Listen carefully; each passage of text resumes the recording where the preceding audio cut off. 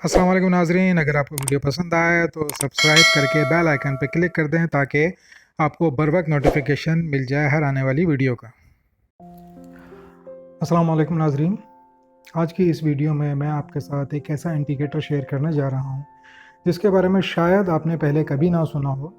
ये सबसे best indicator है ब्रेकआउट फाइंड करने के लिए कि अगर कहीं पे भी किसी भी ट्रेंड में ब्रेकआउट होता है तो ये इसकी इत्तला आपको देता है जिसकी बेस पे आप अपनी पोजीशन ओपन कर सकते हैं। तो जल्दी से हम चलते हैं चार्ट की तरफ। इस वक्त मैंने 15 मिनट का चार्ट ओपन किया हुआ है और अब हम उस इंडिकेटर को ऐड करेंगे और इस इंडिकेटर का नाम है बेरगम की लेवल्स। इसको अब हम ऐड कर लेते हैं। तो सबसे पहले मैं आपको ये समझा दूँ कि ये इंडिकेटर काम कैसे करता है। इस इंडिकेटर का बेसिक पर्पस ब्रेकआउट्स को फाइंड करना, फेक ब्रेकआउट को फाइंड करना, ट्रैप्स, बुल ट्रैप हो या बेयर ट्रैप हो, और फॉल्स बैक। और किसी भी कोइन के प्राइस सेक्शन में, प्राइस मूवमेंट में, ये तीन ऐसी चीज़ें होती हैं जो मोस्ट इम्पॉर्टेंट होती हैं, जहाँ पे सबसे बेस्ट होता है पोजीशन लेना या पोजीशन ना लेना। क्योंकि अगर फेक ब्रेकआउट हुआ है और आपने वहाँ पे पोजीशन ले ली तो आप नुकसान में चले जाएंगे। तो ये इंडिकेटर आपको नुकसान में जाने से बचाता है। इस इंडिकेटर में आपको ये जो लाइंस नज़र आ रही हैं, ये लाइन इसकी की सपोर्ट लाइंस हैं। और अगर कैंडल की सपोर्ट को ब्रेक करके नीचे आती है तो अभी इसका कलर ब्लू हुआ है और जब कैंडल नीचे आ जाएगी तो इसका कलर येलो हो जाएगा। इसी तरीके से अगर कैंडल ऊपर जाएगी तो भी इसका कलर येलो हो जाएगा। और वो पॉइंट होता है जहाँ पे आपने लॉन्ग की या शॉर्ट की पोजीशन को ओपन करना होता है। अब कुछ मिसाल, फॉर एग्जांपल इसे हम चेक करते हैं। शॉर्ट सिग्नल की कंफर्मेशन के लिए ये ज़रूरी है कि ये कैंडल इन दोनों लाइन को क्रॉस करके नीचे आ जाए। इसी तरीके से लॉन्ग की पोजीशन में जो ऊपर की लाइन है वो रेजिस्टेंस की लाइन होती है, और अगर कैंडल इन दोनों लाइन को क्रॉस करके ऊपर चली जाती है तो वो पॉइंट होता है जहाँ पे हमें पोजीशन को ओपन करना होता है। और यहाँ भी आप देखें कि जैसे ही कैंडल ऊपर गई ये लाइन येलो हो गई। गर्चा ये इंडिकेटर अकेला ही जो ब्रेकआउट्स हैं उसको बहुत अच्छे तरीके से रिप्रेजेंट करता है, इन्फॉर्म करता है, लेकिन हमें चाहिए कि हम हमेशा एक इंडिकेटर पर भरोसा ना करें बल्कि अपने सिग्नल की कंफर्मेशन करें। तो इस कंफर्मेशन के लिए हम यहाँ पे दो और इंडिकेटर को ऐड करेंगे। अब हम यहाँ पे ये इंडिकेटर इसमें ऐड करेंगे जिसका नाम है रोलिंग वीवैप। अब हम इसकी सेटिंग में चले जाते हैं और सेटिंग को थोड़ा सा हम चेंज करेंगे ताकि ये हमें ज़्यादा बेहतर तौर पे नज़र आ सके।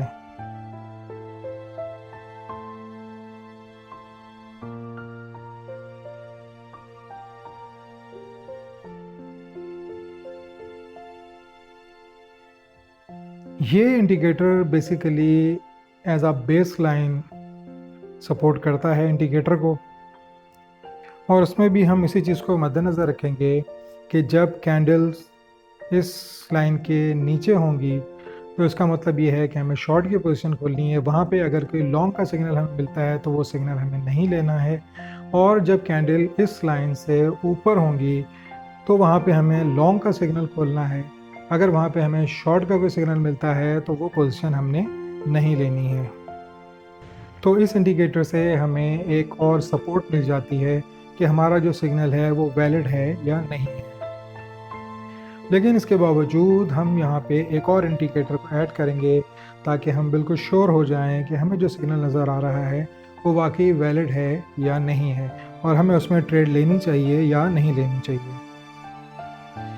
और इस ट्रेंड का नाम है सुपर ट्रेंड ऑसिलेटर, और ये इंडिकेटर लक्स एल्गो का है। ये आपने ऐड कर लेना है इसमें। ये इंडिकेटर इन दोनों इंडिकेटर के साथ मिलके बहुत ज़्यादा पावरफुल हो जाता है, और सिर्फ जो पावरफुल और वैलिड ब्रेकआउट्स हैं या जो सिग्नल्स हैं वो हमें शो करता है, ताकि हम उसमें ट्रेड ले सकें और प्रॉफिट बना सकें।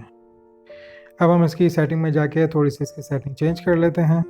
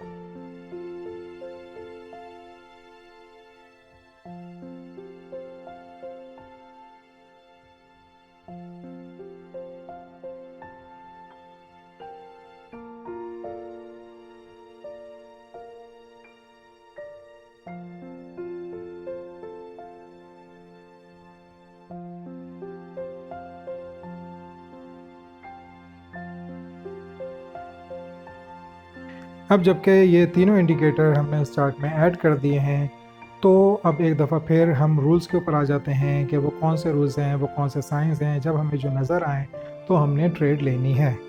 लॉन्ग पोजीशन के लिए प्राइस की जो कैंडल है वो VWAP लाइन से ऊपर होनी चाहिए।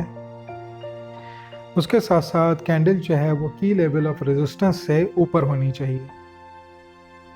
और तीसरे नंबर पे हमें ये चेक करना है कि सुपर ट्रेंड की ये जो बार है ये ग्रीन कलर में होनी चाहिए, और ये जो बैकग्राउंड है ब्लू ब्लू सा, इससे ऊपर निकलती हुई होनी चाहिए।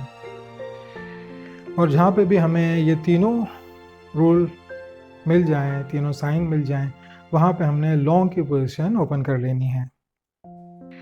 अगर कैंडल लेवल ऑफ रेजिस्टेंस की दूसरी लाइन को क्रॉस नहीं करती, उसको टच करती है, तो वो सिग्नल वैलिड नहीं होगा। वहाँ पे आपने लॉन्ग की पोजीशन ओपन नहीं करनी है। इस बात को याद रखिएगा कि लेवल ऑफ रेजिस्टेंस की दोनों लाइन को क्रॉस करके जो कैंडल बनेगी, वहाँ से आपने लॉन्ग की पोजीशन लेनी है। और इसी तरीके से शॉर्ट की पोजीशन में भी ये बात याद रखिएगा कि कैंडल लेवल ऑफ सपोर्ट की दोनों लाइन को ब्रेक करके नीचे बननी चाहिए। जब वो नीचे बन रही हो तो आपने शॉर्ट की पोजीशन ओपन करनी है। इसके साथ साथ हमें एक और चीज़ पे नज़र रखनी है। जब हम लॉन्ग की पोजीशन ले रहे हों तो समटाइम्स ऐसा होगा कि प्राइस की जो कैंडल है वो लेवल ऑफ रेजिस्टेंस की दोनों लाइन के ऊपर बन रही हो, ऑसिलेटर का बार जो है वो भी ग्रीन हो, VWAP से भी ऊपर हो, लेकिन यहाँ पे ये एक लाइन है जो ज़ीरो की लाइन है। ये लाइन इस बार से नीचे है, तो यहाँ पे आपने ट्रेड नहीं लेनी है। जब ये लाइन ऊपर होगी ज़ीरो से, तो आपने लॉन्ग की पोजीशन ओपन करनी है।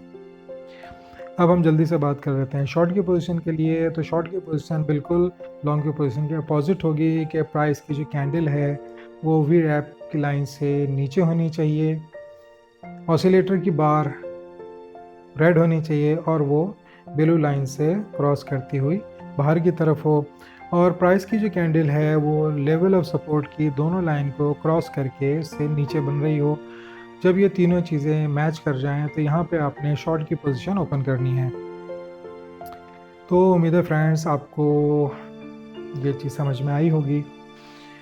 इसकी आपने पहले प्रैक्टिस करनी है, बैक ट्रैक करना है, उसके बाद फिर आपने इसमें ट्रेड लेनी है। सबसे बेहतर ये होता है कि कोई भी स्ट्रेटजी जब आप शुरू करें तो उसको बैक ट्रैक करें, पेपर ट्रेडिंग करें, रियल मनी से ट्रेड ना करें। जब आपको वो अच्छे तरीके से समझ आ जाए, आप उन पॉइंट्स को पकड़ना सीख जाएं कि जहाँ पे आपने पोजीशन लेनी है, उस वक्त आपने रियल मनी यूज़ करनी है, अपनी इन्वेस्टमेंट यूज़ करनी है। लेकिन उसके लिए भी जैसा मैं बार बार आपसे कहता हूँ कि रिस्क मैनेजमेंट बहुत ज़रूरी है, प्लस पोर्टफोलियो का मैक्सिमम 5 to 10% आपने यूज़ करना है।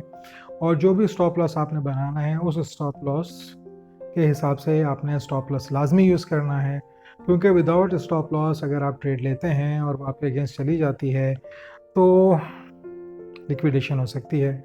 और लिक्विडेशन का मतलब यकीनन आपको पता होगा कि आपने अगर आइसोलेटेड ट्रेड ली है तो जितने भी आपने पैसे इन्वेस्ट किए हैं वो सब के सब चले जाएंगे, और अगर आपने क्रॉस में ट्रेड ले ली है तो फिर आपका वॉलेट वॉश आउट हो जाएगा। इस स्ट्रेटजी से रिलेटेड कोई भी क्वेश्चन हो आप नीचे कमेंट्स में पूछ सकते हैं। अस्सलाम वालेकुम।